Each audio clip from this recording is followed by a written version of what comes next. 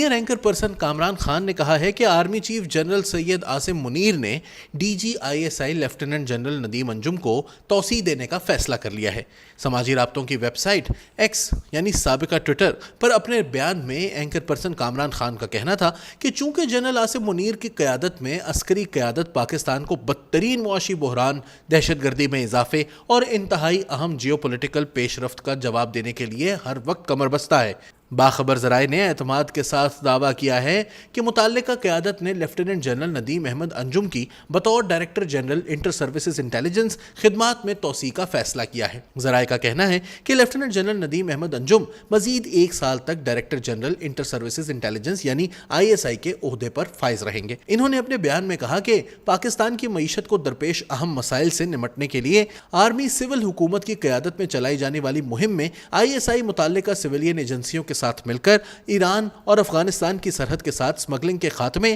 Dollarisation کا خاتمے، تیز رفتار نجکاری کی سہولت فراہم کرنے، ریاستی ملکیتی اداروں یعنی ایس او ایز کی تنظیم نو، ملک سے ٹیکس چوری کلچر، نان فائلر نظام، سمگلنگ، رشوت ستانی، سندھ کے کرپٹ سسٹم جسے سسٹن کہا جاتا ہے کے خاتمے میں مرکزی کردار ادا کرے گی۔ آئی ایس آئی اور ایم آئی سمیت ملٹری سیکیورٹی سروسز کے تمام اہم عناصر زرعی معدنیات کی کان کنی اور آئی ٹی کے شعبوں میں فوج کے زیر انتظام ایس آئی ایف سی کے تحت دسیوں ارب ڈالر کی سرمایہ کاری کو آسان بنانے کے لیے پیش ہیں۔ انہوں نے اپنی ٹویٹ میں مزید کہا کہ لیفٹیننٹ جنرل ندیم انجم کی بطور 3 اسٹار جنرل میعاد اس ہفتے کے آخر میں ختم ہونے والی تھی۔ نیشنل ڈیفنس یونیورسٹی کے گریجویٹ جنرل ندیم انجم نے کنگز کالج لندن سے اپنی ماسٹرز ڈگری حاصل کی اور امریکی محکمہ دفاع کے زیر انتظام Asia Pacific centre for security studies میں ایڈوانس سیکیورٹی اسٹڈیز کورس مکمل کیا۔ جب ان کی توسیع کی باقاعدہ تصدیق ہو جائے گی تو lieutenant general Nadeem Anjum D G I S I کے طور پر توسیع حاصل کرنے والے پہلے نہیں ہوں گے۔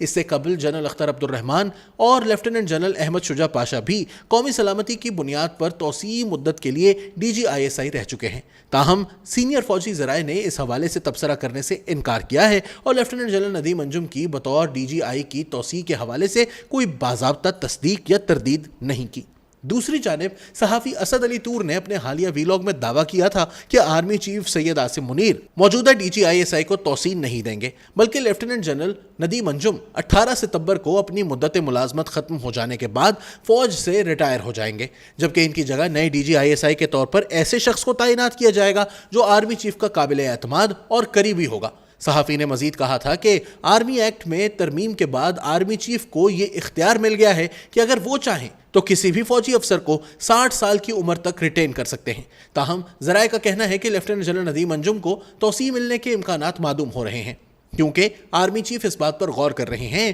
کہ بجائے کسی ایسے شخص کو توسیع دینے کے جو ان کی جانب سے تجویز کردہ بھی نہیں تھا، وہ اپنے کسی قابل اعتماد شخص کو ڈی جی آئی ایس آئی مقرر کر دیں۔ اسی تناظر میں دیکھا جائے تو 4 لیفٹیننٹ جنرل ستمبر میں ریٹائر ہو رہے ہیں، جبکہ 2 نومبر میں، تو ایسے میں وہ اپنے من پسند میجر جنرلز کو ترقی دلوا کر لیفٹیننٹ جنرل کے عہدے پر لائیں گے۔ یہ جونیئر بھی ہوں گے اور ان کو ہدایات دینا اور کسی چیز پر آمادہ کرنا زیادہ آسان ہوگا۔ کاغذی طور پر تو یہ تقرری وزیر اعظم کرتا ہے، تاہم آرمی چیف جس کا نام بھی تجویز کریں گے، نگران وزیر اعظم انوار الحق کاکڑ اس کو ڈی جی آئی ایس آئی مقرر کر دیں گے۔ صحافی نے مزید کہا کہ اس تناظر میں لیفٹیننٹ جنرل شاہد امتیاز کا نام بھی سامنے آیا تھا، جو اس وقت کور کمانڈر راولپنڈی ہیں۔ وہ آرمی چیف کے قابل اعتماد بھی ہیں اور قریبی بھی۔ جیسے ہی آرمی چیف نے کمان سنبھالی، انہوں نے سب سے پہلے corps commander Rawalpindi lieutenant general Nauman Zakaria کا تبادلہ کیا، جن کو کور کمانڈر بنے بمشکل 1 ہفتہ ہوا تھا، اور ان کی جگہ لیفٹیننٹ جنرل شاہد امتیاز کو کوئٹہ میں فوجی کالج سے راولپنڈی پوسٹنگ کی گئی۔ تاہم ذرائع کا کہنا ہے کہ یہ لازمی نہیں ہے، آرمی چیف کسی اور قابل اعتماد شخص کو بھی